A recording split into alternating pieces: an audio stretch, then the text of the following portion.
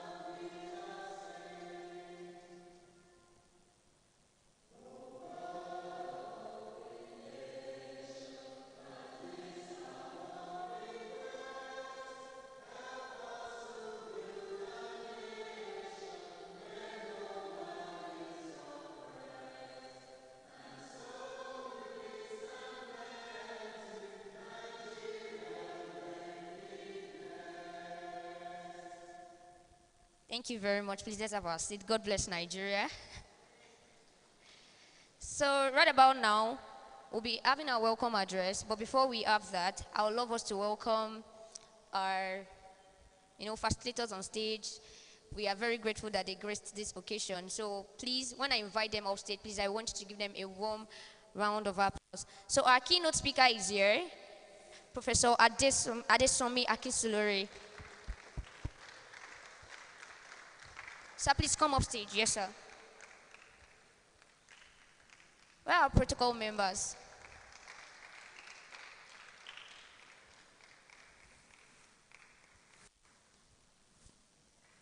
Let's keep clapping, please.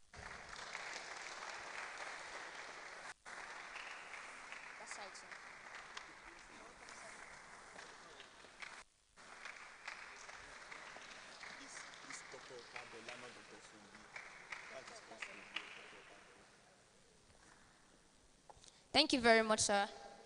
All right, I'll be inviting upstage Dr. Okwadola, consultant psychiatrist, Lautech Teaching Hospital. Please, let's keep clapping.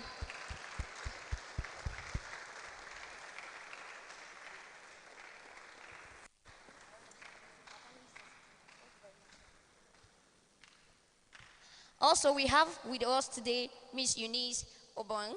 I hope I pronounced your name correctly. Please join us off stage. Are we not excited? Like, we're not even smiling and saying, woo, excited to have you. That's the energy.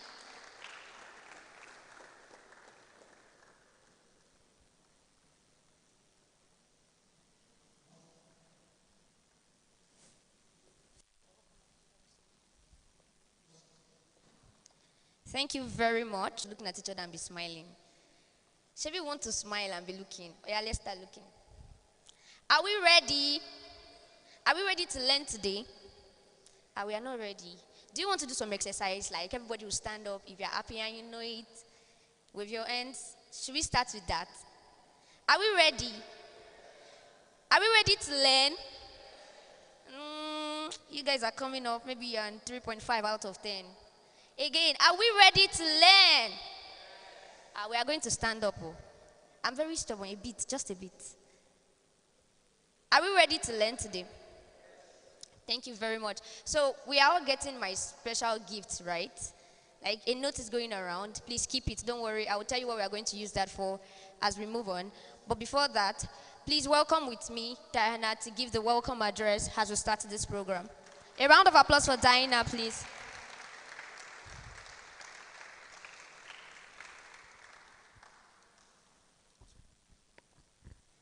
Good day, everyone. My name is Diana Babawale. I happen to be the chairperson for this beautiful program.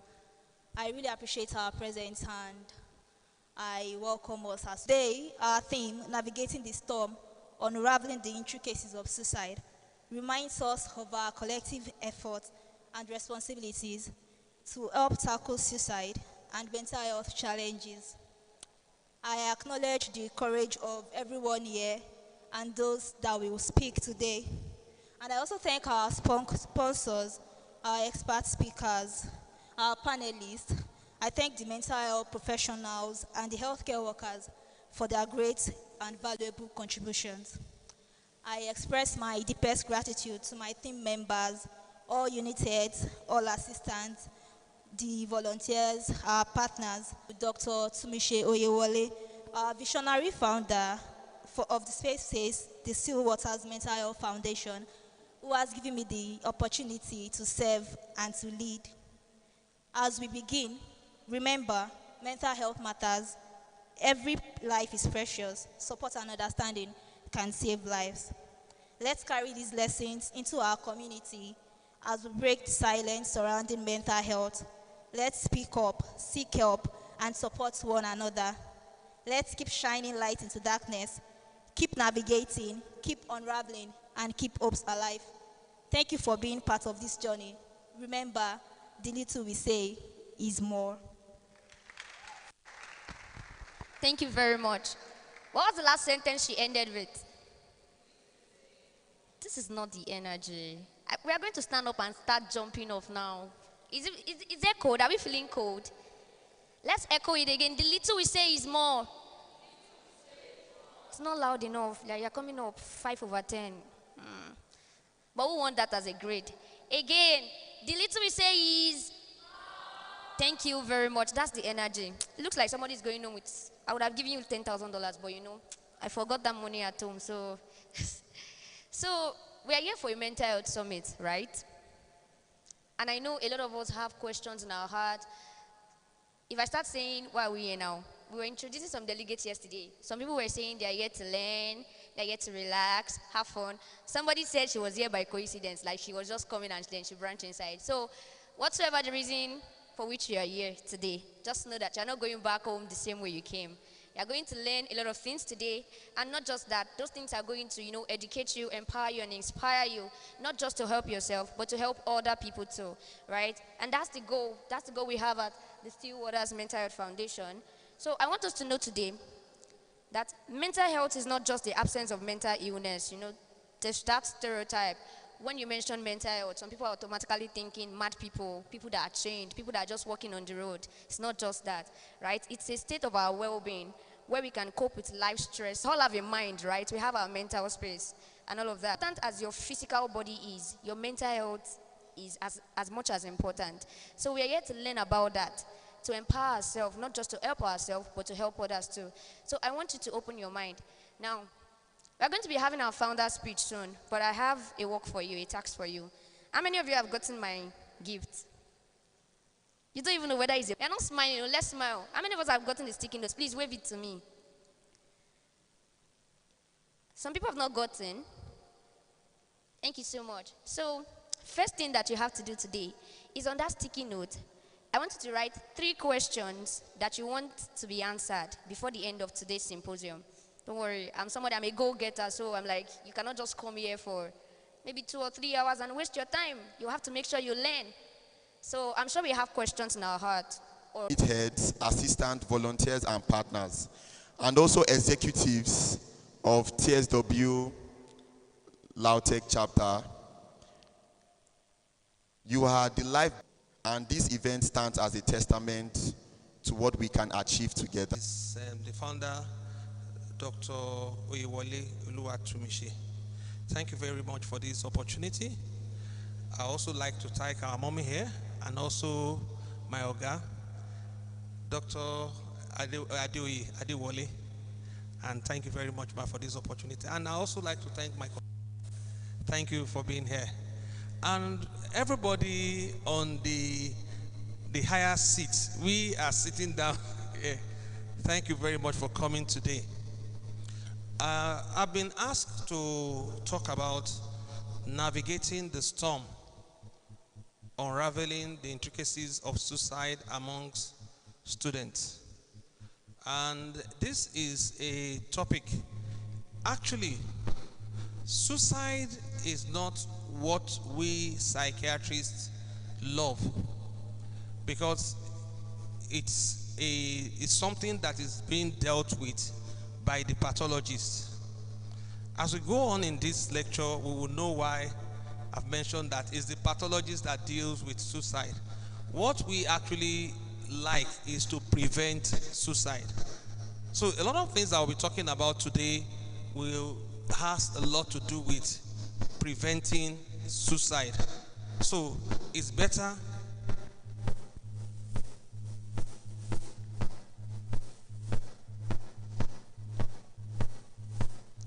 Hello?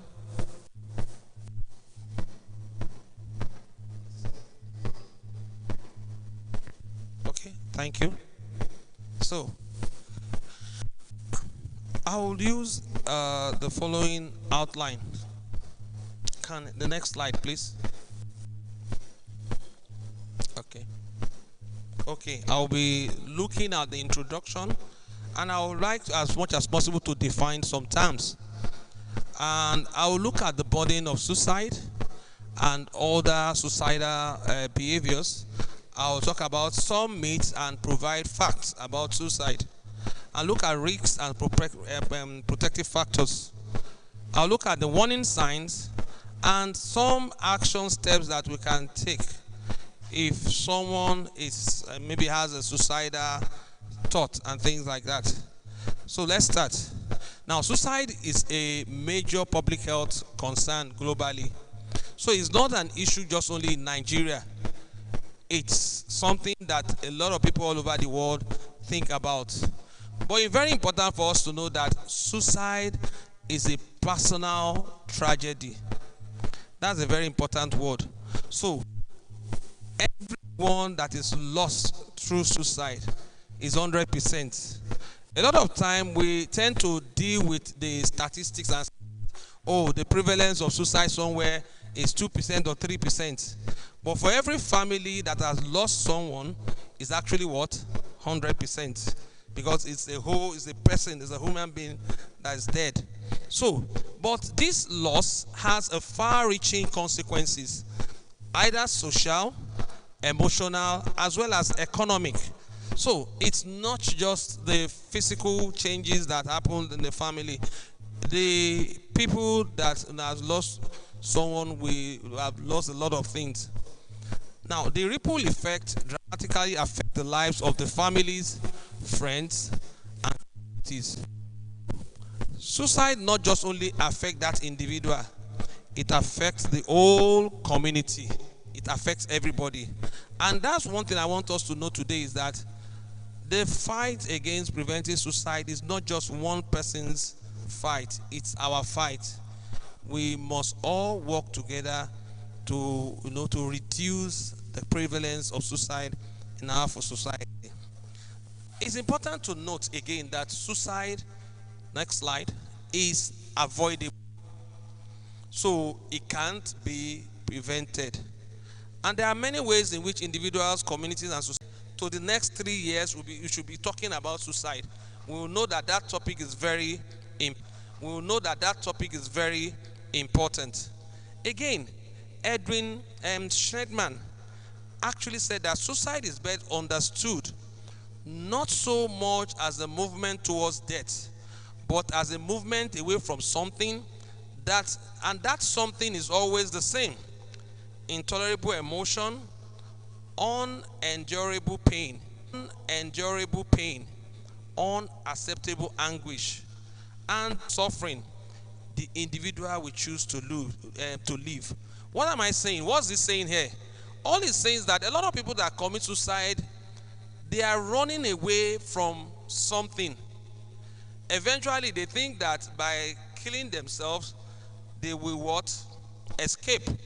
Whereas, if you can all find a way of reducing this stress that they call stress, or this anguish, or this pain, then they would rather choose to live. And that's one thing. But people that have committed suicide, the people that deal with them are what? Pathologists. But we would rather prevent what? Suicide. What? Suicide. And we will look at that later. Now, What are the important thing we need to know is suicidal ideation. These are thoughts of ending one's life, regardless of how intense these thoughts are. When people have that thought that I'm tired, let me just end it all, that's a suicidal ideation. But suicidal behavior goes further. Any behavior resulting in an attempt or preparation for an attempt, and this may include practicing preparation for an attempt, and this may include practicing or rehearsing the attempt. So a suicidal behavior includes suicidal ideation, suicidal intent, and suicidal attempt. Now, what's a suicide attempt? A non-fatal, self-inflicted, potentially injurious behavior with an intent to die as a result of that behavior. So a suicide attempt may or may not result in injury. Somebody that attempted to take maybe sniper and didn't die, and that person wants to die, that's a suicidal attempt. One that is different, and this one is called non-suicidal self-injury. This one is deliberate direct destruction or alteration of body tissue without conscious suicide intent. It's not that that person wants to die. Some people cut their hands, they cut their wrists.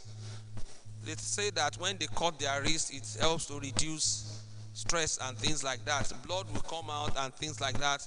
And by letting that blood come out, the tension goes out. So some people, it tries as much as possible to injure their body. And by injuring their body, they say that releases the heat. That one is another one. But their intention wasn't that they really want to die. But eventually, some of them might end up dying. There was a time I met him, and he said that, let me just jump from the two-story building. If he jumps and he survives, well, that means that God still wants him to live. I mean, he dies. Money. He has paid some of the money. He has paid money. He has paid some of the money. He has paid almost all. Maybe it was remaining just 10,000. Sending information to all the contacts on his phone. Mr. So has collected money and he has not paid anything, and everybody started calling him. And this made me to become very, very, people started calling me, what has happened to you, this, like this, and that was how they started embarrassing him. That could make somebody to think that life is, why should I live again, and things like that. That's one. Then another one is the active suicidal ideation. This involves plan and intention of committing suicide. Some will even pick a specific date, will pick a specific area and a specific time to commit the suicide and things like that. And that represents a more immediate danger and requires urgent intervention. What are the levels of suicidal ideation? It actually starts with no thought about death or suicide. That's the low level, and we see that one, I put it as a green color. It goes up, the final step is the suicide attempt. The suicide attempt could be two options. Either live or what? The person is dead. Now, the person that is dead, that one is gone. But the one that is alive, we still need to work on that person. In between, we have people having thought of life is not worth living, wish to death, fleeting suicidal ideation, and all sorts. Now, let's look at the burden. If you look at the total number of people that have suicidal thoughts or suicidal ideation, if you look at this, the next slide, please. Yes. If you look at it, people say that globally, at a point in time, about 10 million people will have thoughts of killing themselves. So suicide thought is not something that is very rare. People just have that thought. Some people just think that, let me just jump and kill myself. But out of this 10 million, about 3 million, that's 2.7 million, will make plan. And out of that 3 billion, 1.4 will attempt. And out of that 1.4, 0.3 will make no plan and attempt, and 1.1 will make plan and attempt. So what is one thing that is very important in this this thing I'm showing? Whenever you see someone and that person has a plan, the person is likely what? To commit, attempt suicide. So the plan is something that you need to ask about.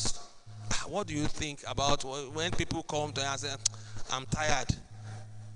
It's important to ask, if you are tired, how do you think you want? Do you think you want to kill yourself? No. Sometimes people think that why should we talk about suicide? People don't want to talk about it. And along the line, we will talk about that. It's very important for you to talk about suicide, because that may help that person and that may preserve the life of that individual. Now, globally, the burden of suicide is said that one suicide is occur for every 25 attempts. So for every 25 people that try to kill themselves, one will die. And males makes up almost close to 80% of all suicide. And women are more prone to having suicidal thoughts, but they don't really go ahead. In 2021, suicide was the third leading cause of death among 15 to 29. And if you look at the crop of people here, almost 80 to 90% of people here are within that age range, 15 to 29. And 75% of all suicide happens in low and middle income countries, which Nigeria is part of it. Over 50% of global suicide are by firearms, and 20% of the global suicide is by pesticides. In this environment, what do people take? Sniper, people take sniper, people take things, farmers, pesticide and all sorts, and that's what they take. But a lot of people, some people take so many other things. And if you look at the map of the world that I have, it's just only that the colors are not that much. Suicide happens in the very cold region, but in our own area too, it also happens, but it's not as much as all the cold region. So you realize that if you look at that graph, the upper part that is darker, that's a lot of it happens around that area. But it does not mean that it is not a problem in this environment, and we will see why. If you look at the 6 countries with the world highest suicide rate, Nigeria happens to be among. Why?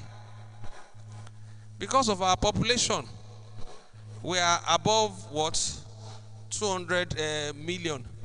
And if you look at it, Nigeria is number 6. India number 1 because of their population actually. Currently now, India has the highest population all over the world, followed by China. And you can see that India and China and America, Russia, Japan, and Nigeria is the only one in Africa. And if you come back to Nigeria, if you look at it, from year 2000 to year 2020, what happens? Studies have shown that the rate is increasing.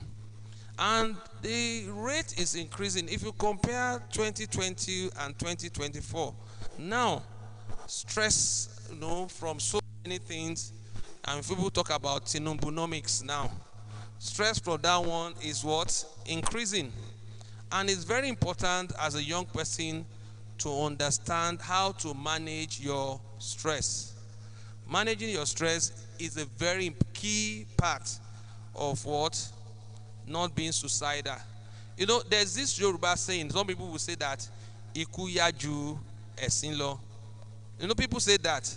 But I would rather say that it's better to be alive.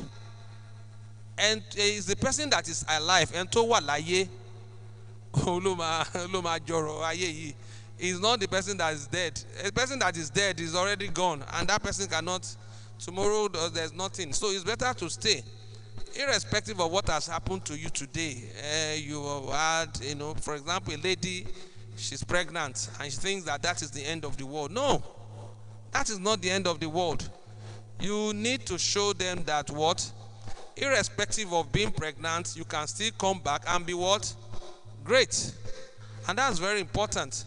And a lot of the things that happen that is very simple, but people tend to overthink it, and they say that that's the end, there's no point. Someone failed the exam, and the parent already told him that to fail you wale. And what will he do? Only wants to pay to fail exam be, I won't come home, and the person just go and jump into the river. Whereas a person that there was a man that, I think a professor of mathematics, he failed WAEC 7 times until the 7th time he now had A1, and he ended up becoming what? A professor of mathematics. If he had killed himself after the 6th time, he won't what? Eventually come out to be a professor of mathematics. Now, what's the national burden of suicide in Nigeria? The largest study in Nigeria was done by Gureje et al., and it covers 21 states reporting suicidal ideation, suicide plan, and suicide attempts. So suicidal ideation is 3.2%, suicide plan is 1%, and suicidal attempt is 0.7%. So we are saying that for every 100 or for every 1,000, 32 people will have an ideation. 10 of them will have what? Would have a plan, and 7 might, will definitely attempt for 1,000 people. Now you might think that that is very little, but when you have 1,000 people and 7 of them wants to kill themselves, 7 kill themselves this year, next year, what? 7 kill, by before you know it, the number is going. But you see, that 7 that I'm talking, for that family, it is 100%. Because if you lose someone, that space that that person occupies, a lot of things that person will be empty. And people, the friends too will lose that, will lose. The classmates will be affected. The whole community will be affected, and that's it.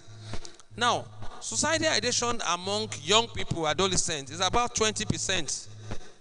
So, and suicidal ideation, an attempt among young people in OAU at some time,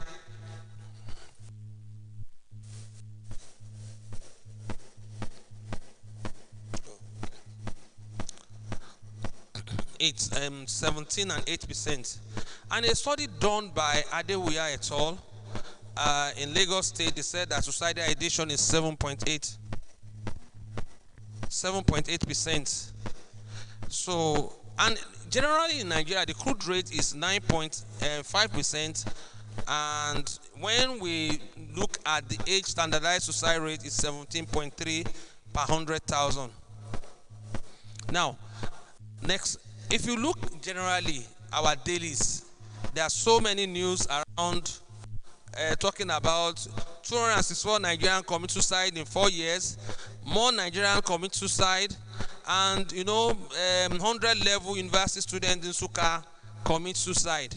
These are news, Sarara reporters from Daily Trust, The News, and even Punch. Students top list of 42 Nigerians that commit suicide in 6 months.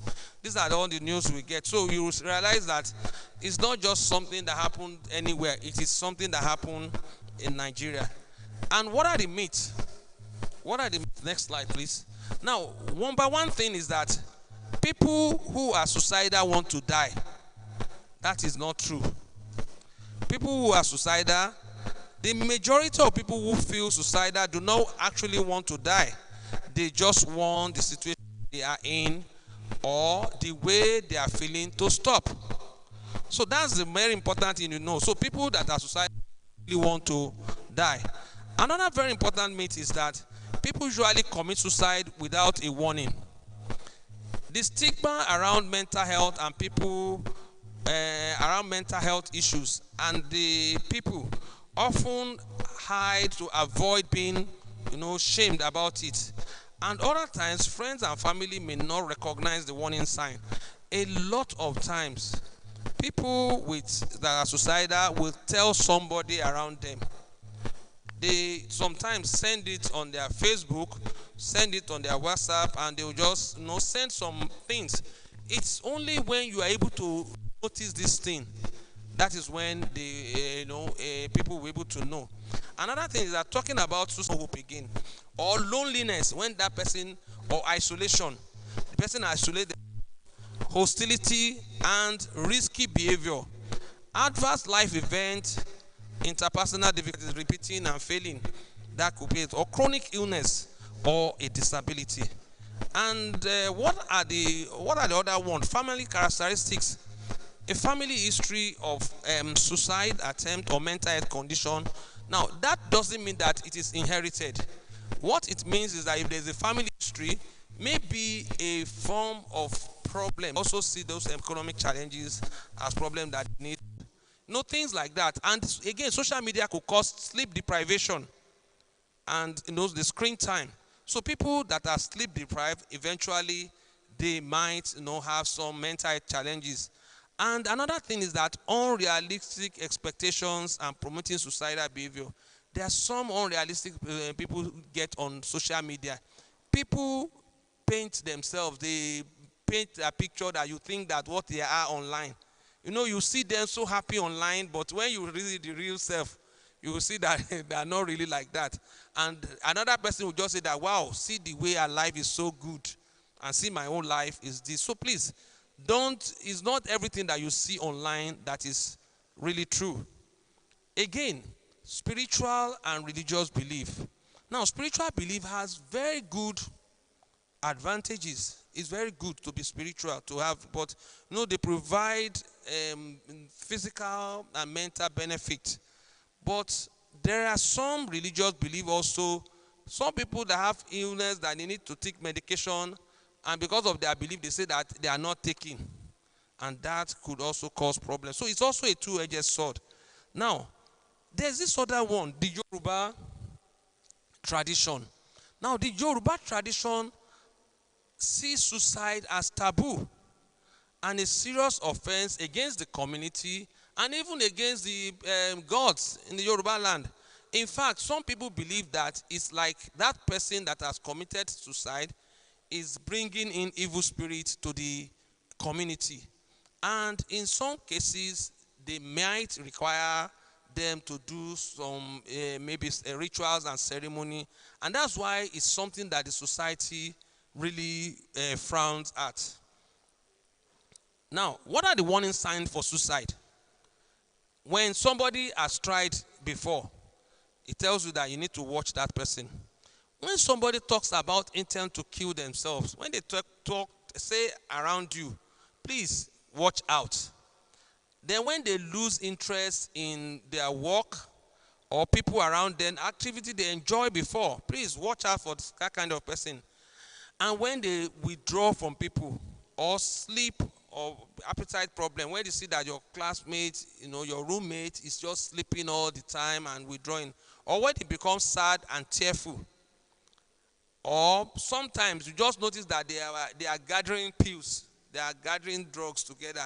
What are you going to do? Well, I'm just only trying to check it. Watch out. Another one is that people do is that they start giving away their own. Or some will even make will. Or some will even write what we call a suicide note. Some will write it and things like that. When you see this is a warning sign for suicide, and we need to work on that. So, another thing is that when you listen to this statement, and you say that nobody cares, please watch out for that kind of person. Or everybody will be better off without me. When you hear a statement like that, always what? Note. Or someone will just say, I wish I were dead. or I'm going to end it all. Please sit down with that person and talk about it. Or you'll be better off without me. These are statements that people that are having suicidal ideation or are even trying to attempt suicide. Or what's the point of living? Or soon you won't have to worry about me. Or who cares if I'm dead anyway? These are statements that when we hear, sit down with that person and talk about it further. Now, what are the action steps when you have these statements? The first thing is that you ask. So, take immediate action. Please do not leave someone who is at of suicide alone. Observe, or if you hear. If you see somebody that has some of these things, please don't leave that person alone. Just stay with that person. First thing is to talk. Talk, ask about their planning, or ask about their writings about death, dying, so about if they are hopeless, and like, then check their behavior. Do they take substance? Have they been keeping some little leather weapons, or withdrawing from people? And check their mood. Have they been feeling sad or anxious, or they've lost interest in activity? And all these things, when you ask, be there with them, then help them self. That is, stay with them. And you can also ask for other helps. Some of the things you could do is to, you could call another friend to help you, or take that person to the university health center. By doing that, that might save that person from what? Killing his or herself. Action step 2 is that ask about suicide and seek more information.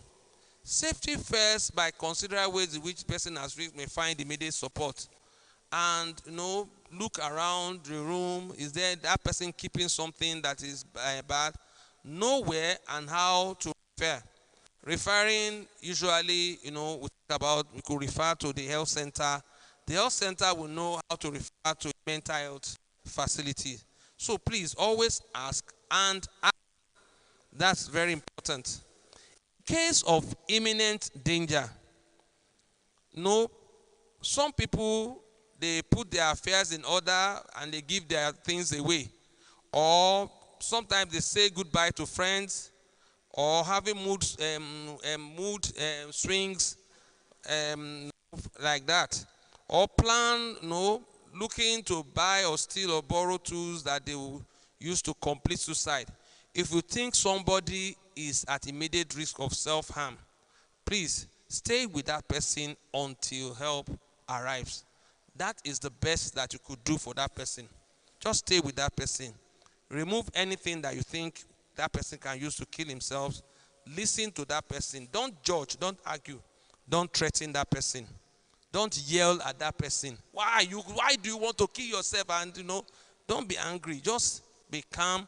Stay with that person, and you can call for helplines. I would supply some helplines that we have in Nigeria in this at the end.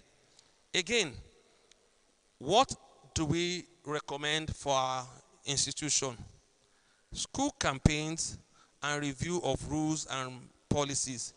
One thing that we have in this country is that, when people attempt to kill themselves, suicide, if they don't die, the law in our country says that they have committed a crime, and they call it misdemeanor, and that person is liable to 1 year imprisonment.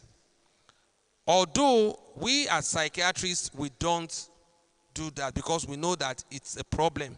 So we rather will take them to the police station for them to be prosecuted and things like that. Then we need to provide access to communication channels where people can talk about some of these things. Now, these communication channels should allow anonymity without people knowing their names and things like that. Training of gatekeepers to identify managing common psychological problems. Who are these gatekeepers? The lecturers, the counselors, the nurses within the health center, they need to get that. Then we need our parents and also families need support. What are the helplines? One by one that I've provided here, SOPIN actually provide a helpline. So that if you have this number, you can write it down. You might need help, or somebody around you might need that help. Please, just write this number and call them. They have been trained and they will speak to you and tell you how you can, what can be done next. There's this other one, Mentally Aware Nigerian Initiatives, MANI, and CRI, and ASIDO. She's a member of ASIDO, our MC. So ask her about ASIDO. So, okay. You are looking down now. You should look up. And so that's, and the gender mobile also is this number. This. Suicide doesn't take away the pain. That's a very important statement we need to know. But it gives it to someone else. So if you know that this suicide will not take away that pain that you are trying to live, all it will do is to what? Carry the whole pain that you think that you are trying to escape to another set of people. Again, what's the conclusion? Navigating the storm is a collective responsibility. We must work together to create a supportive and inclusive environment that promotes student well-being and resilience. Let us prioritize student mental health, challenge stigma and silence, and ensure that every student have access to resources and support that they need to thrive. Stay. Your life isn't over. That's a very important statement. Why not stay? Irrespective of whatever you are facing now, your life is not over, or your story is not over. A lot of things will be said about you, and that's a very important thing. I would just like to acknowledge some of my people. Some of the slides that I used, and some of the ones that I modified, I was able to get it from some of my senior colleagues. Professor Abiodun Adewuya is the provost of LASUCOM, and Professor Boladale Makpa is my head of department, and Dr. Lai Bigbami. And some of the newspaper clips and AI sources were used. And this is just to acknowledge, to tell you that it is not that I'm the one, the thing comes from inside my head too. I have to get this for what?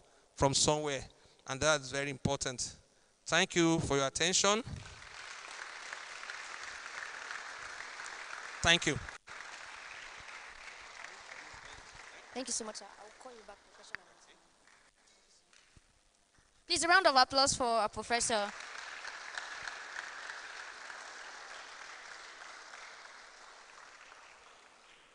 Thank you so much, sir. I learned a lot. I learned so much. I was able to see this particular topic of discourse in a new light. And it's not just going to be me. I'm going to call some of us out to share what we have learned. So please don't hide your face, don't hide your edge. We are going to do this together. At the end of his session, he said something that I found so profound. He said, suicide doesn't take away the pain. It gives the pain to another person, right? I'm sure some of us might be feeling like, I'm not having thoughts of suicide, so what's my business? You might not be the one having thoughts of suicide. But in the coming days, you might know someone that knows someone that knows someone that knows someone that needs to speak to someone that can help them. And that is what this symposium is for today. So we are training you, we are empowering you to be that person that can offer that help in your own little way. And that is how you can be a part of the change. So a round of applause for our professor again for that profound session. Thank you so much, sir. We'll be having our question and answer session soon. But before that, I would like to hear from about 5 people. You come and tell me what you learned. And as I call them out, please, a round of applause for them. Whether they want to come out or not, they will come out. Some people, their heart is pumping like this. She should not come, she should not come. I will call you, you are the one. You are the reason why I'm here. Adetola, please, a round of applause for Adetola. She comes out. Thank God I know your name. Please, Adetola, come out. Yeah, the sister that just bent her head like this. Please, beside that Alaja, there's a sister. Yes, please let me tap her and tell her to stand up and come out. Please, what's her name? Let me ask for her name. Please push her out, or else everybody in that row will come out. Sister, should I come myself and come and bring you out? Please come out. Emi tap her, tell her we are waiting for her. Everybody, please say we are waiting for you. Please come out. Sister, we are waiting for you. You will come out. See the way this brother is breathing. Come out. You are the one we'll be waiting for. Yes. You've been breathing. You're like, don't call me. I'm calling you. Please, a round of applause for him too as it comes out. Hey, this sister is finally coming out. Oh yeah, everybody, a round of applause for them. Thank you. You know, it takes so much to come out. It takes so much. I can't find you guys again. Oh. Please, I'm waiting for you. Who else? Any volunteer before I call the last person? Volunteer yourself in peace. In peace. See Adetola, she's ready to think about what to say. Alaja, I'm still waiting for you, please. We are waiting for you. The sister on jean jacket. I am Ireolua, a physiology student, 100 level.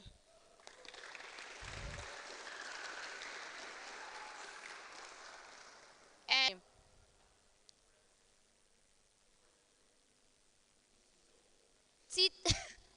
T-top. Okay. Is there anyone else that has any question? How many questions have you gotten, please? Please, if you have any question, pass it to R or to Gold at the other side. Thank you very much. You know, one thing that I would like to emphasize is this. Suicide doesn't just come like that. Professor Akisluri mentioned like quite a number of risk factors. And then as much as, oh, maybe you've not seen anybody that has had suicidal thoughts around or that has displayed suicidal behavior, we need to be educated about these things because it doesn't just start one day. Somebody does not just wake up and say, oh, I think suicide is the next thing. Starting from academic pressure, social, even people that used to break their hearts in relationship, all of these things, they are pertaining to us and we have to learn about it. Or is it the economy? How pure water has gone from 150 to, you have a question. Thank you, beautiful. So these little things, we have to talk about them. So they don't just accumulate and then, because the person does not have the information to help themselves, they just decide that suicide is the next thing. And it's not a solution. Please, if you have a question, please come out. Start coming out. A round of applause. how advancement impacted one's mental state, one way or the other. How can people strive to maintain that balance without medical intervention?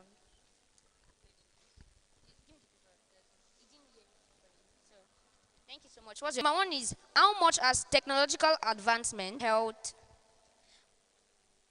positively and it more to the positive side, or to the negative side? So, sir, let's give an answer to that first. Or should I read the second one? Okay, to the second question. And receive text message and also WhatsApp. That's all you meet online. And people could meet on band. Is that true? Yes. And people can meet online and meet people that will what? Dupe them.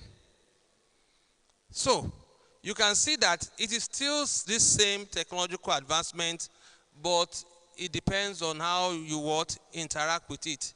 Now, the technological advancement, you can get information. When I was in school, internet wasn't that popular like that, so it is not possible for you to get, just on this phone, you can get a lot of information, you can read so many things and things like that. Just on this phone, in the maybe early 90s when I was in school, if you want to call the US, you have to go and first buy a card. Go to that NITEL office, queue. And after a queue, you now insert that card there and start trying to call, hello, and things like that. But I can sit down here and call someone in Australia just by tapping the thing. Do you get what I'm saying? I can get a lot of things. When I was serving, that was the beginning, that was the early part of GSM, but it wasn't everywhere. But now, if you are serving, wherever you are serving and you have any problem, there was a time one of our medical students just, hello sir, ẹjọ́ mo wà ní Taraba ni. I'm only patient kan wájú mi báyìí, getting stronger. And that's why we talk about that building resilience. That will kill you, you will not what? Meet. Or when you are going along the road, you will not meet the stress that will kill you. Or when that stress is coming, you will turn away from it. So, another very important time is you plan your time. Time management is very important in medical school. Irrespective of how busy I am and I have other things, I need to find time to be able to do that. And I'll start planning. A lot of things I do is that maybe you've given me like a month or two to do some of these things. I start thinking about it from that day. I start getting it, I start gathering the thing. When the material is enough, I sit down, I do like a rough one. It's the same thing also. In medical school, you must learn to read virtually almost every day. It doesn't have to be that you read 7, 8, 10 hours. Even if you can read consistently for 2 hours every day and you're able to be consistent and read all through, that will take you through the whole school. So time management is very important. And again, another thing we do is that things that we can write, we talk about to-do list. Oh, this is what I want to do today, so I'll write them out. Fortunately, you don't need a note. Your phone can what? Do it. You have some notes. There's a notepad on your phone, and you can write your to-do list. And with that to-do list, you can say, but to-do list does not mean that to say that, oh, today I will be able to do this. When you are not able to complete that, your to-do list, you roll it over to the next day. Now, it now depends on how efficient you are. Some of us could be able to do more than 75% of our to-do list. That means we are highly efficient. Some of us will be able to do 50% of our to-do list. Some of us less than 50%. So you already know that maybe you are overloading yourself. And you sit down again and what? Prioritize.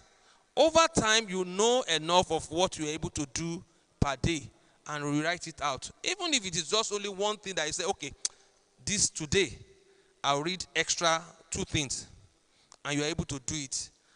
Each time you keep doing it, you keep what? Getting stronger, and you keep knowing how to plan. But it is not only good to talk about to-do list. There's another list that you must write, not to-do list. Now, every day you keep looking at what are the things that I don't want to do. I remember sometimes that I noticed that maybe after COVID, my wife, I just noticed, I saw she would usually look at something, TikTok. I said, give me TikTok. And I noticed that, yes, I collected the thing from her. And I noticed that this thing started eating into my time. What did I do next? Till today, I don't have TikTok on my phone. I remove it. Why? Because I know that it is what? Taking a lot of my time. Thank you so much for your presentation, sir. My name is Adini Adedayo. I'm from UNIOSHUN. I would like to ask some questions. The first one, sir, if you permit me, I want to be realistic as much as possible, rather. And, sir, I've encountered various mental health advocates of various kinds, and to some point, they always feel like counseling at every point is very crucial. So, and I feel like there are some patients that you will encounter along your journey, and you'll be like, and you counsel this patient, and the patient will be like, sir, I've heard you, but this problem is still there. That kind of case, like, how do you combat it? Like, you encounter some patients, and they'll be like, you counsel them, and they'll be like, sir, this problem is still there. What would be your next step? That's the first question, sir. And the second one, sir, how do you undo setbacks while giving out treatment?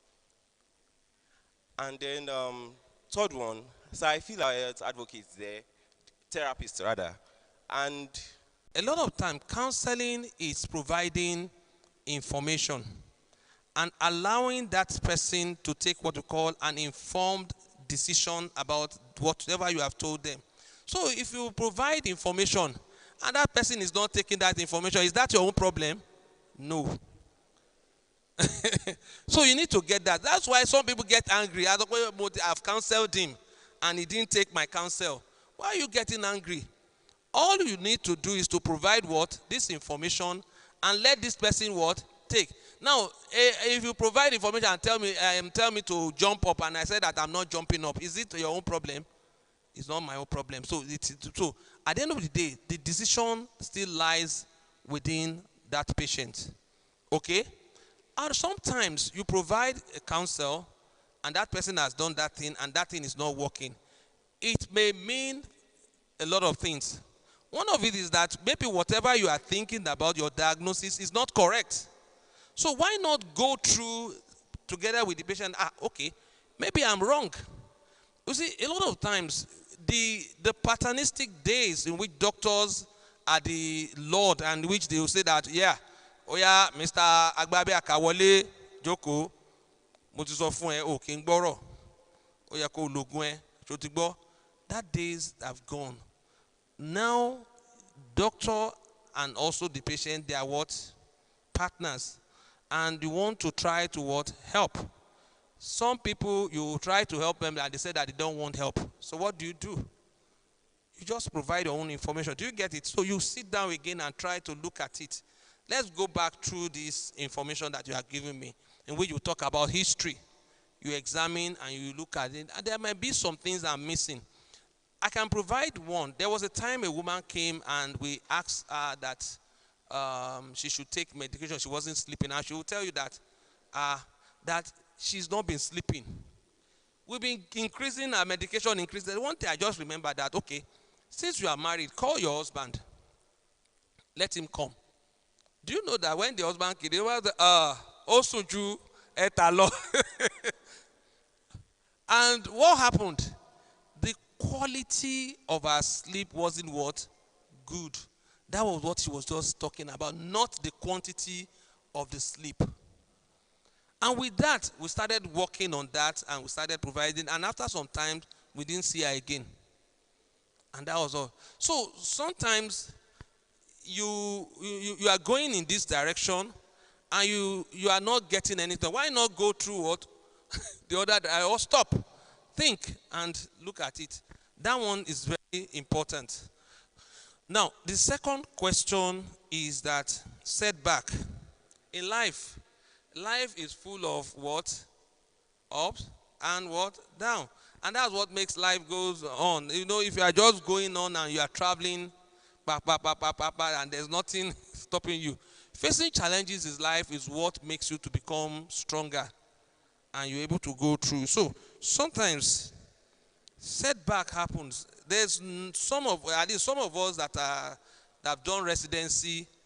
There's no way, sometimes you write exam and you fail the exam. You go back and regroup. Now, what my pastor usually tells you is that exam is a feedback to you. Sometimes you fail exam not because you don't know. You fail exam because the people that you have met they were expecting something beyond what you think. And the exam is very funny. Let's say you have 4 groups of examiner. The group A, the 2 examiners there are very mild examiners. They are very lenient and they don't worry. The group B, they are very toxic examiners. So that's what we call them. And all of you might not be able to see all of them. Maybe Mr. A that is very weak saw group A. You that you are hot, you now saw the examiner and they say, let's try this guy. And they started trying you. And they said, so sometimes in life, some of these issues of maybe the people that you meet, maybe some people call it luck. I don't want to use luck. It comes into it. But a very important thing is that how do you take it? It's a feedback.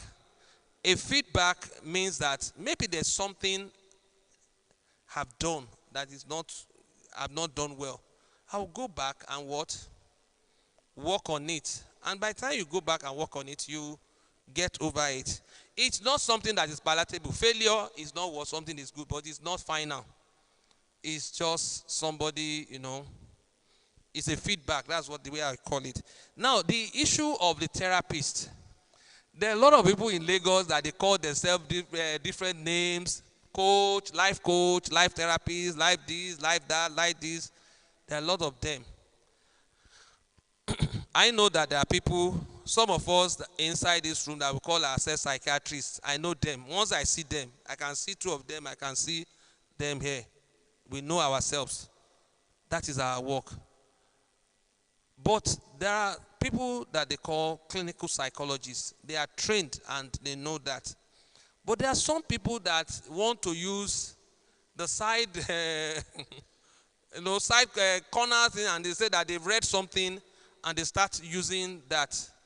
And that's why you see that some people, for example, now our medical profession will not allow you to have a relationship with your patient. It is not allowed.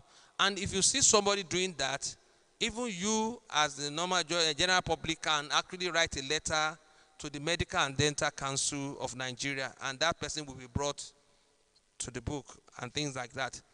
But people that do that, there are laws in the within in our country, and they can actually get them to the book.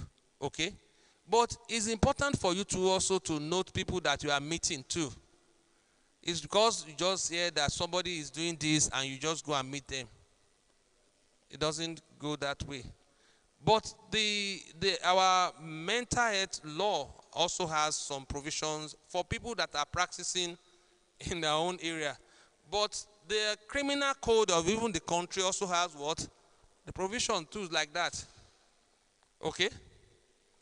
That's it. But somebody must report such person to the law enforcement agent.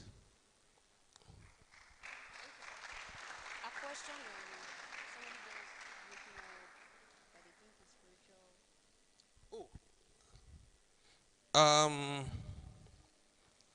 No, not somebody. It says that suicide. She thinks that, but suicide spiritual. Abi? Now, if you remember, I intentionally inserted the Yoruba culture. If you are in this lecture, I mentioned that in Yoruba culture, when people commit suicide, in the Yoruba culture, we believe that that person is bringing bad what? Spirit. And the Yoruba people believe that that spirit is, suicide is the spirit behind suicide. Now you're asking me, is it spiritual or this? I'm a psychiatrist. I'm not a spiritualist, number one. Number two, I'm not been trained to be able to tell you, to be able to see the spirit. If I had been a spiritualist now, I would be able to look into the spirit and say whether there's a spirit behind it. That is one thing.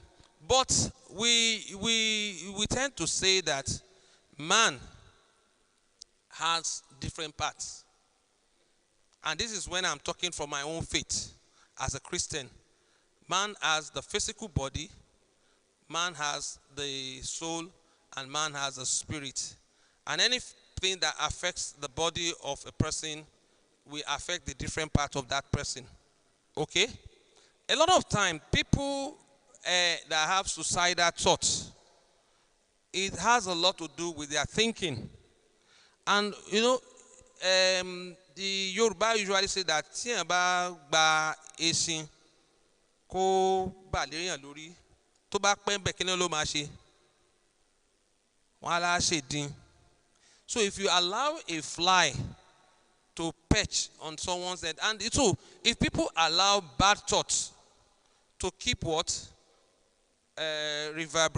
Coming into that person's mind, over time, it will end up becoming what? It will bring that person, that thought will multiply, and it will produce something bad. So that's the way. So I can't tell you that, oh, no, it is not. But we know in Yoruba culture that that is our own belief. So I'm a Yoruba man, I won't say that, that's stupidity. No. And I'm telling you here that I'm not a spiritualist, so I cannot be saying those things that I don't know.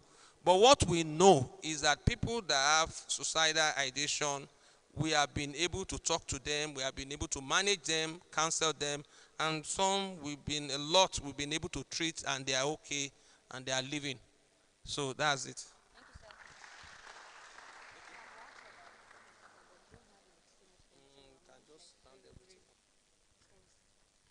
have about 4 questions left. I know some of you are looking tired already. Don't worry, I'm coming for us. Somebody said yes. I'm sorry. You said yes again. Okay.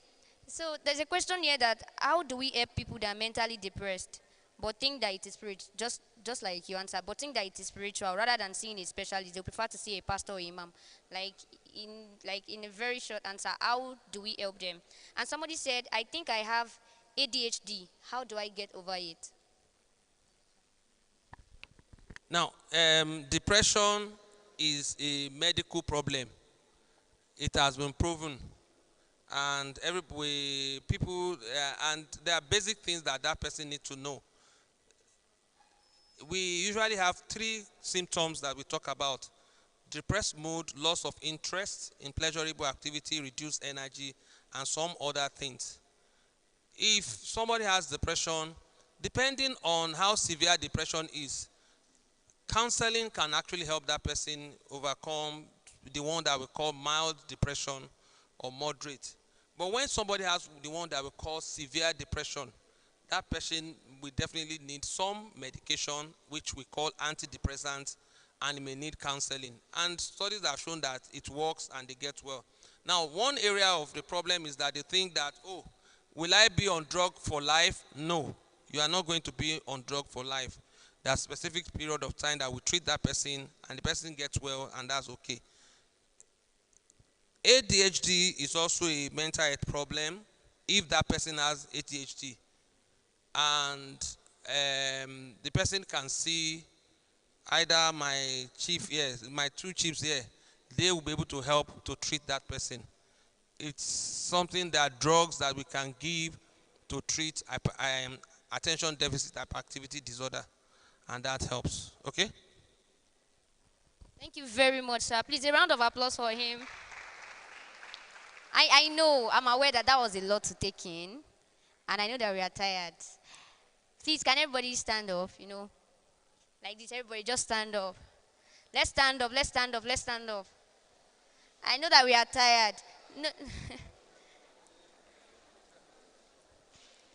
Hey, see how some people are already tired.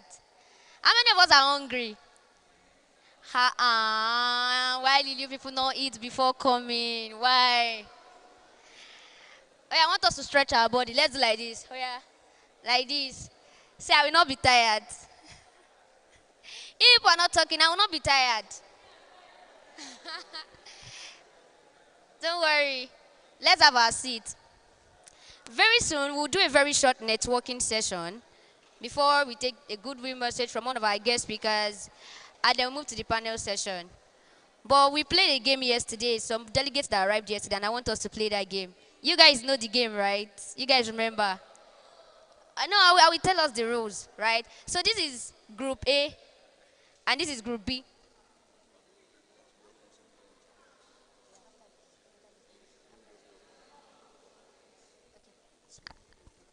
Okay. Good afternoon, everyone. Good afternoon, everyone. Okay, so we are gradually moving towards the end of the program.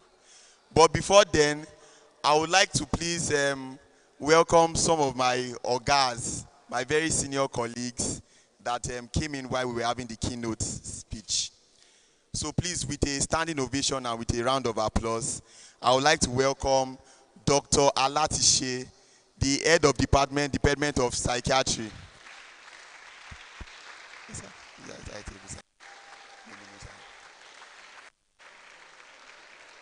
Thank you very much, sir. Then also one of our panelists, also a senior colleague, I would like to welcome Dr. Ogunwobi.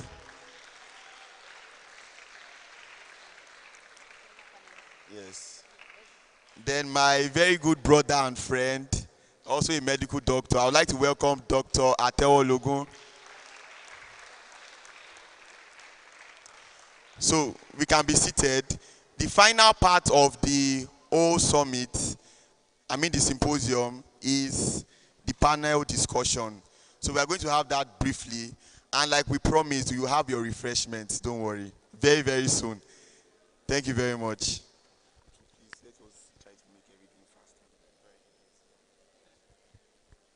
So are we ready for my game?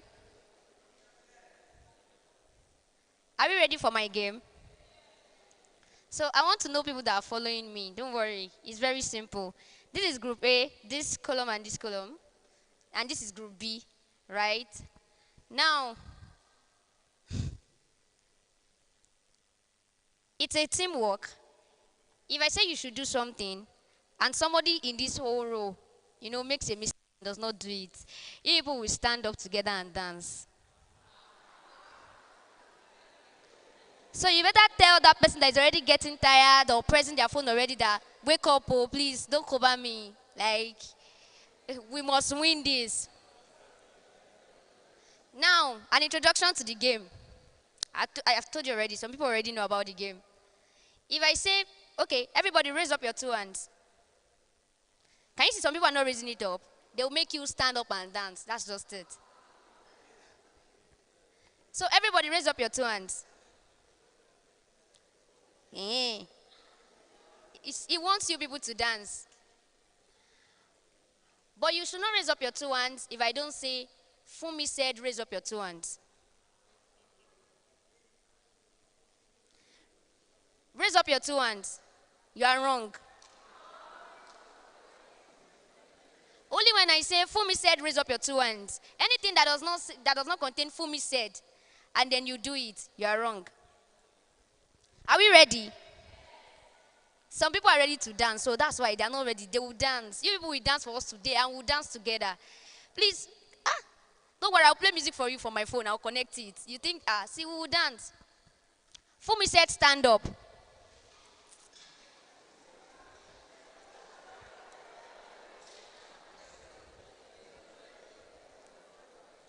Some people are sitting down. Why? Why do you want to cobalize these people? Please stand up.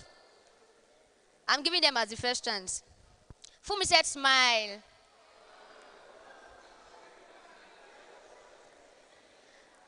Fumi said, shake the person next to you.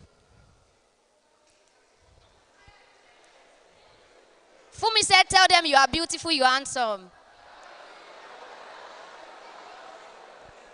Sit down.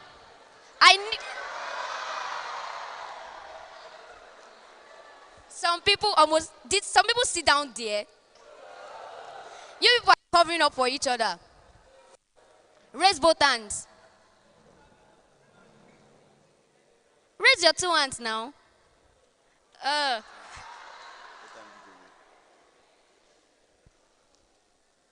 Fumi said, raise your two hands.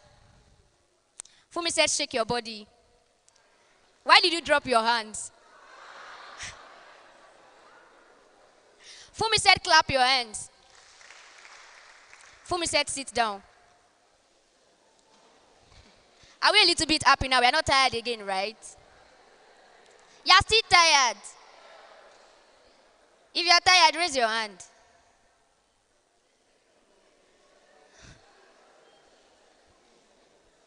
Don't be tired, though. Don't be tired. So let's play a game. You don't want to play games again? See, I have airtime here for giveaway. You guys don't want to play a game? You don't want to play? They said I should keep my airtime. I'll go and recharge it and use it.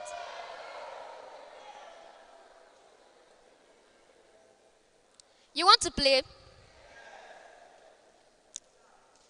Okay, if you are sure that you can play that game, just come out. I just need like 5 representatives. 5 representatives, fast. Push them out. Please, a round of applause for them. 5 representatives. I need bold people. Come out.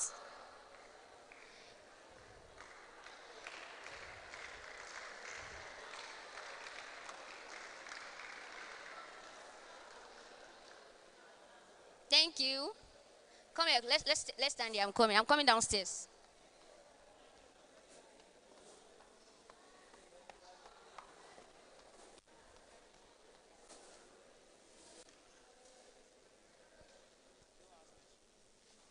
Ask you a question. Yeah.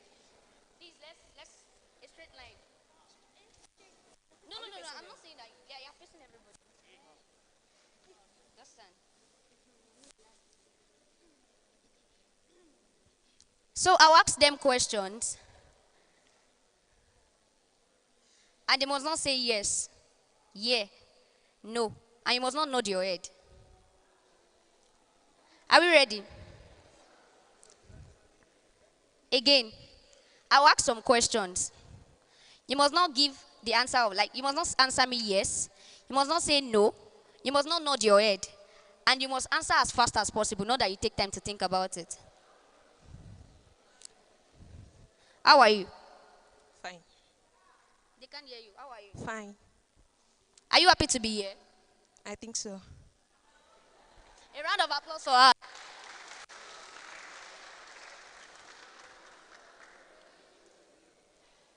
How are you doing? I am doing good. What's your name? Ara. Did you learn not today?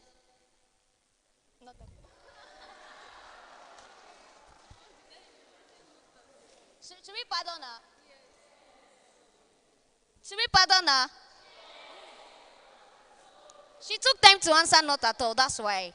You must not take time. And she almost nodded herself. How are you doing? Good, ma. This Nigeria is looking somehow. Yes or no? Think so. Please welcome him to his seat. Please, a round of applause. Do you know what he did wrong? He said, I think so. He was nodding. I think so. You're not supposed to nod. Don't worry, I have a gift. Should I give him a gift? Please come and take your gift because you came out. Yes, now. What network do you use? MTN. I should not say it. You want everything? Let me say it. Let me keep for some other people. Thank you. Please, a round of applause for him.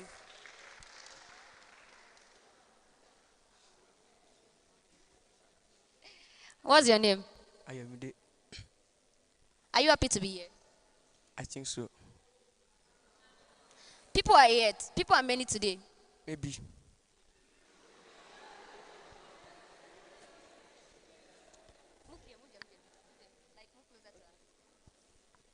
Hi.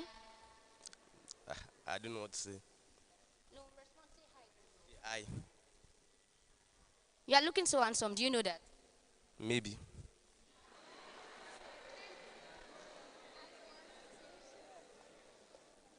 I would have gone like a second round. Or should we go again? Let me just give them their airtime before because they came out. What network do you use? MTN. MTN too. Both of you please share it. Thank you. What network do you use? All of you using MTN. Do you use Airtel or Glow? Anyone? Airtel. Okay. Both of you, right? Please share it. A round of applause for them, please.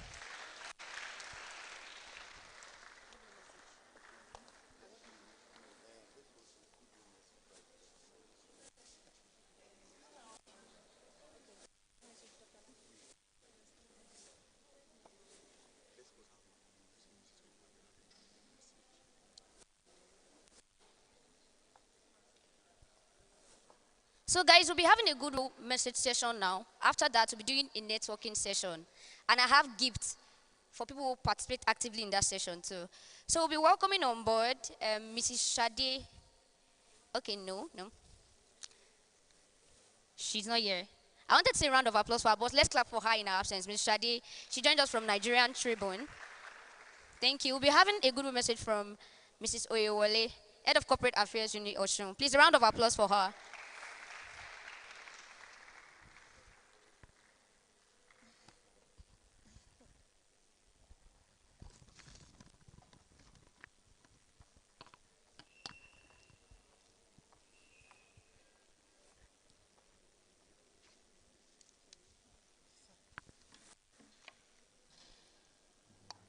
Good afternoon, everyone. Coming to Lautech is always an homecoming is unavoidably absent. I thank everyone for coming again. And it's always a pleasure attending the Stillwater Mental Health Stillwater Mental Health Summit. It is with great pleasure that I extend my warmest greetings to the organizers, speakers, and attendees of the Stillwater Mental Health Summit. As we gather to discuss the critical issues surrounding mental health, I want to commend the Foundation's dedication to promoting awareness, support, and inclusivity. Your efforts are a testament to the power of compassion and community.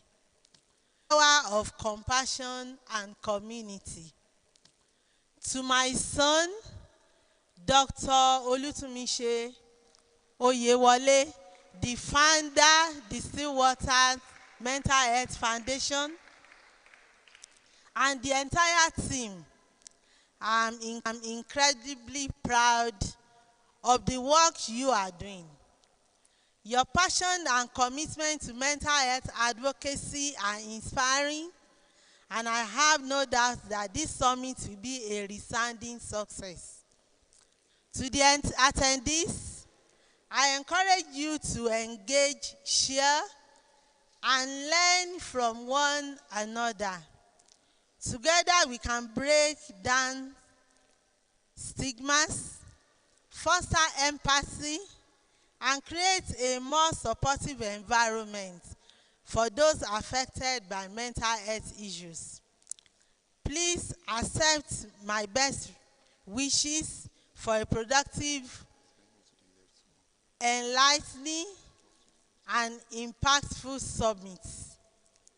Like Professor Ade Sulure said, manage your stress and unpleasant situations. Stress is not the end of life. Stay alive. Make every attempt to stay alive. Thank you very much.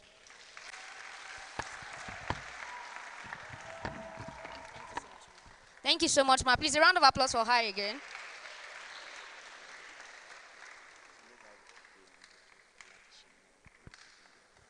All right, so we'll be bringing on board Dr. Alatushe, the HOD of Psychiatry. Please, a round of applause for him. Are we not excited to see her? Good afternoon, everybody. Well, it's usually very important. You, the audience, you are the most important people here in the hall today. Because it's not easy planning such a program and you don't get people to attend. And also, it's important you pick things from what has been said earlier on. I came in late because I had a lecture with medical students and I had another meeting in the college, a college meeting. So, but suicide, the topic, is very, very important. It's an ongoing thing, and the best thing is to look at all the factors mentioned earlier and you address it as appropriate. Prevention is far better. There are lots of things. Note the things we are hearing down. Let's ruminate over it after we leave this place, and we keep working on ourselves. It's an ongoing process, and it's important that we learn. Also, if we have any question along the line, please, let's feel free to ask our questions. We should not go home with a doubt or a distorted information. Let's ask our questions, and we have experts on ground that would clarify, answer our questions.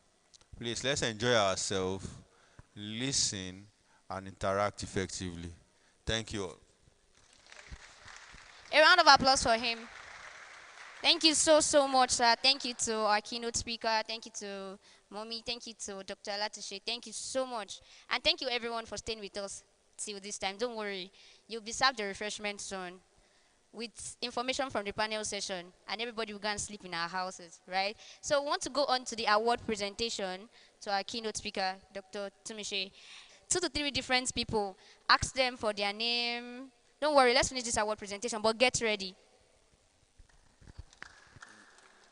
Okay, so thank you very much. I have the esteemed privilege to call one of my teachers, the head of department, Department of Psychiatry, Lautech, Dr. Alatishe, for the award presentation to the keynote speaker.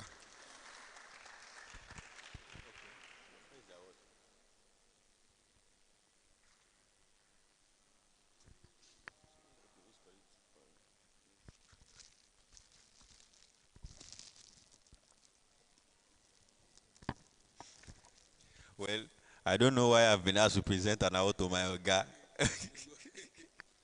Well, this is from the Still Waters. Award of appreciation presented to Professor Adesomi Akisulure, Professor of Psychiatry at Obafemi Awolowo College of Health Sciences, as keynote speaker on December 13, 2004. They are saying thank you.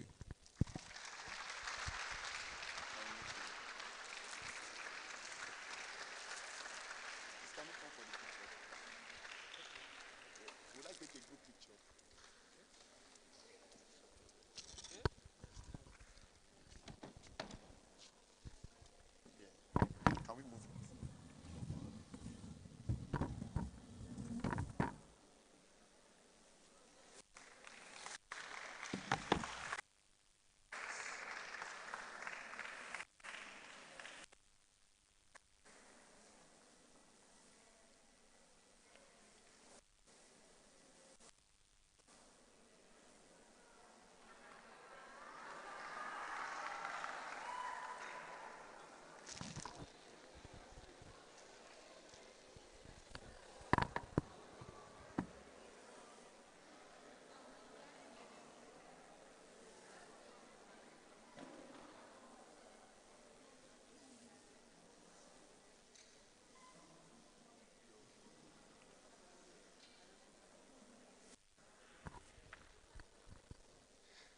All right. Has been the symposium so far? If you are sitting down and you are not meeting anybody, you are wrong. And I can see you. If you know the people sitting next to you, stand up and go and meet people you don't even know at all. If you know the people sitting next to you,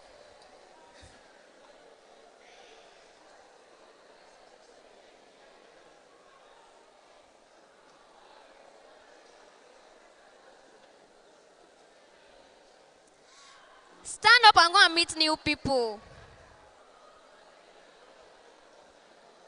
Ask them what are their interests.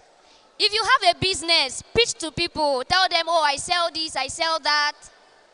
If you're a career person, tell them, oh, my name is this on LinkedIn, follow me, tell me hi, and then we connect from there. This is how you build that long-lasting and impactful network. See, if you come here today and you go home without meeting anybody, it is wrong. Hello. Remember that your network determines your what? Your net worth. So you want to make sure that you are intentional about building it. I can see people that are not going, they are not even standing up. They are not even meeting anybody.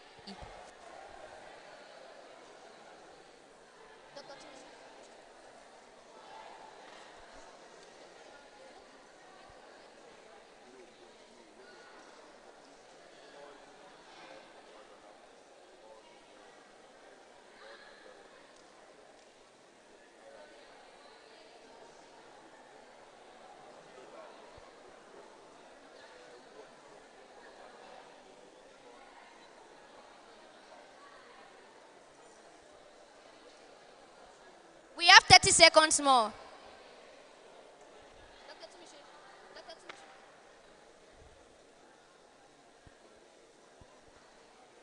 If you have a business here and you're not meeting people to introduce yourself, telling them to connect with you, you're doing yourself. Oh. And it's not supposed to be like that.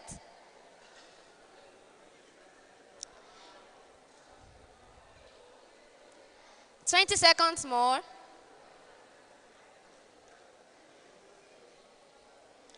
You've asked for their name, their school, they're studying, what are their interests, what they do, and you saved their contact. 10 seconds more.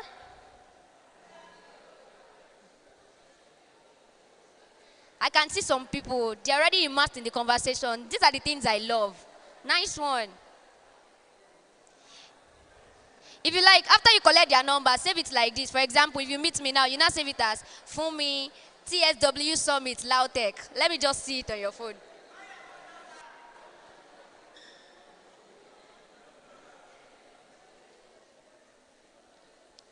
So that's all, that's all. Let's go back to our seat. Let's settle down. Let's settle down. Don't worry, all these conversations continue after the program. So let's start settling down so that we can move on to the panel session. See, you people are already laughing and smiling already. Let's settle down. So I have gifts for 2 people. Who should I call? Who should I call? Nice. The sister on blue shirt, beside the brother on striped shirt, and the lady on a pink shirt. Sister on blue shirt, please step out. Please, a round of applause for her as she comes out.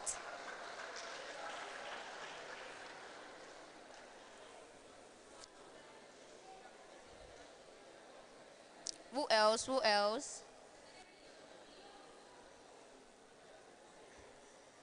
Look at that sister looking away. All right, that brother, you're wearing a blue shirt, but he's wearing a sweater on top of it. Sleeveless sweater. Please help me call him. Please come out. A round of applause for him, please. Don't be scared, just come out. I want to be sure we did our assignment well. Hi, what's your name? Elizabeth. My name is Elizabeth. Okay. Who did you meet? I met Moses. Moses, please stand up. Are you sure she met you? What's her name? Elizabeth. Okay. What is one thing you learned about him? What's one thing he told you? What's one thing any fun fact? He's a medical student. Please, let's listen. He's a medical student, 200 level. Is it true? No. 300 level. Well, she still tried. All right. Thank you. Please, a round of applause for her. What network do you use? MTN. Do you use Intel or Glo? All right. Thank you. A round of applause for her. What's your name? Babalam Gibadeshino. Who did you meet? I met Debbie. Debbie, please stand up. Debbie, stand up now. Let the world see you. Debbie, what's his name? What's his name? MJ. Okay. Which school is Debbie from? Lautech. Is it true, Debbie? What course is she studying? Medicine. Medicine. What part is she? 400. 400. Debbie, is he saying the truth? Do you have a number saved already? This man is proud. He said she has my number. You people should save each other's number. We're saying yeah. Okay, what's one interesting thing about her? Or what's one thing? She's very fun to talk with. She's kind and with the way she talks. All right, thank you so much. What network do you use? Do you use Airtel? I don't have MTN. Should I give you Airtel? You give it to someone. Right. A round of applause for him. So we're going to our panel session now, and I'll be welcoming our panelists on board. Please, once I mention their name, please give them a resounding applause. So, on board with us, we have Dr. Oluwafemi Ogunwobi, a consultant psychiatrist at the Bowen University Teaching Hospital. Sir, please come to the front, sir. We're about to have the panel session. A round of applause for him. Thank you, sir. So next with us, we have Dr. Oluwafumbi Okpadola, a consultant psychiatrist. You can have your seat here, sir. Thank you. At Lautech Teaching Hospital. Please, a round of applause for him. You can have your seat here, sir. Next, we have Dr. Atewalogun Faith. I hope I pronounced it well. Dr. Faith, a medical doctor and a mental health advocate. Please, a round of applause for him.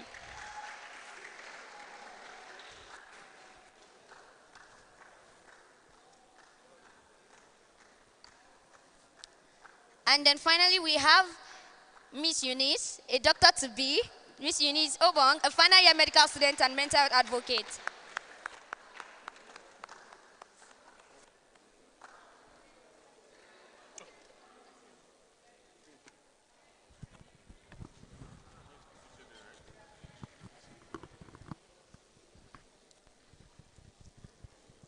So thank you so much, sirs and ma'ams, for joining us today. First of all, we'll be starting with like a brief opening statement from everyone, maybe like a statement on like your words of advice, what you think about this symposium, how impactful you think it has been so far, and then your words of advice for students who are present here. Please like to hear that, sir. Thank you for the opportunity to speak. Well, I came here a bit late, so I was not able to take in most of the discussion by Professor Akinsuluri. But the topic is quite an interesting one, talking about suicide among students, I believe, and not just medical students, but it will appear as if the majority of students here are medical students. Anyway, be that as it may, I do not think suicide is a uniquely is an issue that is unique among students. It's something that probably the whole society should think about and should take seriously. There are various reasons why people think suicide is an option, but many people feel, and myself included, that suicide is not always the best option. There are other options out there to solve our problems.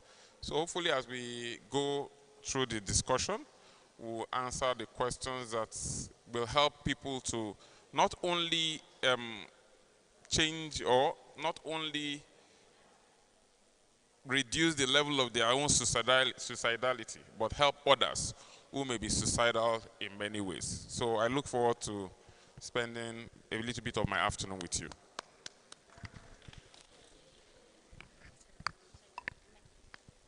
Please, a round of applause for him. Let's hear from Dr. Okpadola. And please, I can hear some noise in the hall. Please, let's settle down. We'll be done soon. And I have a lot of questions here that you are the one that asked those questions. So please listen attentively for your answers too. So please let all side talks decrease, please. Thank you very much, sir. Good afternoon, everybody. I'm happy to be here this afternoon. I want to sincerely appreciate the keynote speaker for today's program. He actually dealt with the topic, and most of what we'll be saying subsequently will just to add more flesh to what has been said earlier. Suicide among college students is an important subject, and from my little experience, when you are having this discussion, several factors come to play. And from my experience, you know, more often than not, it has to do with family dynamics. There is one thing that is prominent or sacrosanct among most of the students that I've seen so far. It has to do with the family dynamics. You see that the father is not available, mother is not around, and marital conflict, separation, and all that. And another important factor is childhood adversity, and which I think going forward in this discussion, we'll dig more into that. Thank you. Please, a round of applause for Dr. Okwadola. Thank you so much, sir. Please, let me pass the mic to Dr. Faith. Let's have your opening statement. Okay. Good afternoon, everybody. Yeah, I'm happy to be here today to talk about the topic of discourse. And I'm sure that many of our erudite scholars here have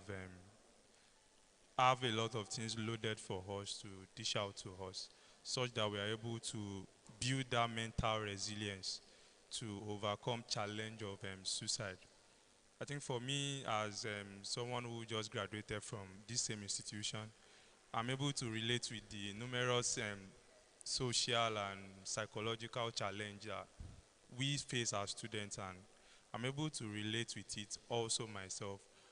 Not because I'm a medical student or because I'm a doctor, but because I have quite a lot of friends that we graduated together and that we started together also, who are not even medical students then, who faced a lot of challenge with their mental health and some psychosocial disturbances that could predispose them to suicide or mental breakdown, but yet they were able to pull through. And that's my desire for each and every one of us here today, such that we are able to build that mental resilience, to not think of suicide as an option and think of many other ways to help ourselves and to become the best that we want to be.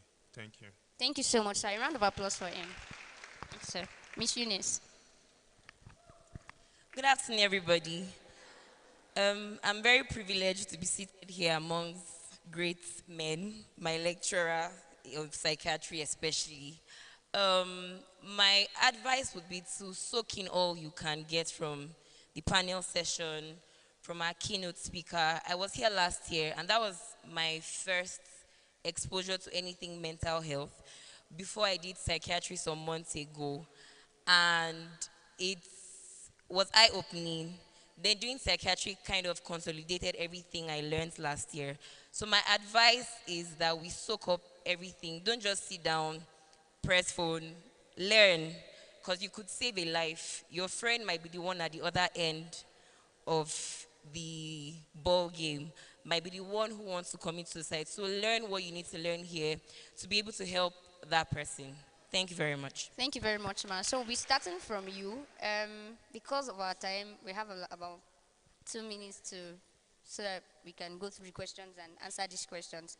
So as a student yourself, what are some leading causes of suicide among students? And how do societal and academic pressures contribute to these challenges? Okay, first of all, as a student, there are many things, but in a student environment, it would be failure, right? Failure because a lot of us are from different secondary schools, and the thing with, I'm speaking closely to medical students now because I see that most of us here are medical students. We come from different secondary schools where we would have been the best, maybe getting 70, 80, 90, all A's in WAEC, 300 and something in JAM. And then you come into medical school and probably your first score is like 50 or 47 or something very like, this can't be my results. Or your shoe size, like 38, 37. And it's a shock for you because you've never been exposed to such an experience. So that can be a cause. Also, like he mentioned, family matters.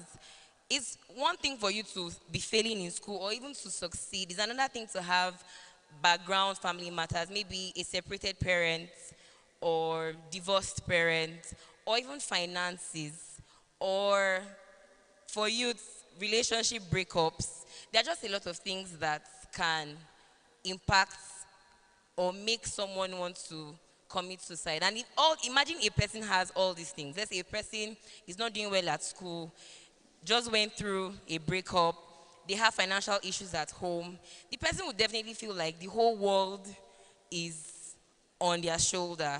And it can push the person to thinking, I'm the only one going through this particular situation. I'm the only one facing this. So the best thing to do is, let me just end it. Because nobody sees what I'm going through, or nobody can understand exactly what I'm going through. So let me just end it. Some of these things can be. Thank you very much. A round of applause for Miss Eunice. So, Dr. Ogunwobisa, Professor Akinsolori has taken us through some things, but some people here still have like very specific questions. Like in addition to, because I'm seeing some questions here, why do people commit suicide? Is there any symptom? Like in some of the questions. So as a student that we are, what are the early signs or symptoms that you can use to identify people that have suicide ideation? Maybe those people need to be reminded. So how can they identify them and how can they help them? Well, we say suicide is a spectrum, or suicidality is a spectrum. From just the mere thought of it, the idea. In fact, when I speak with students about suicide, I say, well, we need to admit that most likely every single one of us has been suicidal at a point. There has been a point where you ever thought that may the ground open up and swallow you up. That is a suicidal idea. So it's a spectrum. Then from the idea, you go to having a plan. So someone that just says in passing, oh, maybe, I just wish the ground can swallow me up. To someone that begins to fantasize, to begin to think, oh, if I can, begin to think of actual ways to do it. Before it then goes to, beginning to act towards doing it, and then before the act itself. So if, let's say you have somebody close to you and, from time to time, maybe in passing, jokes, or, he begins to drop things like, oh, if I were no more, nobody will miss me, things like that. You know that that person is a little bit, is already on the spectrum. And then even though that's not so sinister, but it's what we call a high index of suspicion. You keep it in mind. Oh, this person said this last week. He said it again and says it repeatedly. You begin to become concerned. Then if you then notice actions towards, ending their life. For instance, a good maybe somebody who was trying to achieve distinctions, so to speak, in class and used to prepare for his exams. And then he gets to a point when he's telling you, I don't let my people go, Joe. Let me just get 50 and pass. That person has gone beyond just an idea now to, to sort of disengaging from his normal level of involvement. So sometimes disengaging may be a sign. This person is, is sociable before. He begins to withdraw. So all those are signs that may suggest an increase in the suicidality of an individual. And if they are persistent or if they are rapid, then you may need to call attention to it. Thank you so much, sir. Please, a round of applause for him. Dr. Okwadala, sir, there are a lot of cultural or societal stigmas around mental health. Everybody just automatically says they are depressed. People use those words and everything. And then because people have started normalizing it, people that are supposed to care for these people don't take them serious anymore. You just say you'll be fine. Everybody will be fine, last. And then there are issues around, seeking help or seeking support. So how do these stigmas affect students' willingness to open up? And how can we normalize seeking professional mental health support within campus communities? Thank you for that question. If you say somebody is depressed, to a layman is an English word. But for us as psychiatrists, it entails a lot. When you say somebody is depressed, that means that person has been having low mood for most time of the day, loss of interest in pleasurable activities, and reduced energy. When you have those three core symptoms that has been ongoing for at least 2 weeks, is enough to make diagnosis of what? Depression. It now depends on the severity. And we have to consider other symptoms like what? Hopelessness, worthlessness, sleep difficulty, loss of appetite, suicidal ideation. Like we have been told that is a spectrum. It starts with the ideas, the thought, then the plan, then subsequently the attempt. So when somebody say, I'm depressed, you need to take her through all these things to be sure that it's really depression we are dealing with. About what we can do to at least attenuate this stigma associated with mental health condition. For instance, is what we are doing now. And I think we have to bring more stakeholders on board. I know as a hospital attached to this university, we have memorandum of understanding with the health center here, with the social works department, then student affairs, then the psychologist. So most of the time when they have this, we have the opportunity to intervene. And then I think one thing we still need to do is to have maybe peer educators. If you have more students come on board and have a particular mental health group in the society, in the university community, it will, do us more good. So that will also help in creating awareness and also destigmatizing mental health conditions. Over the years, we've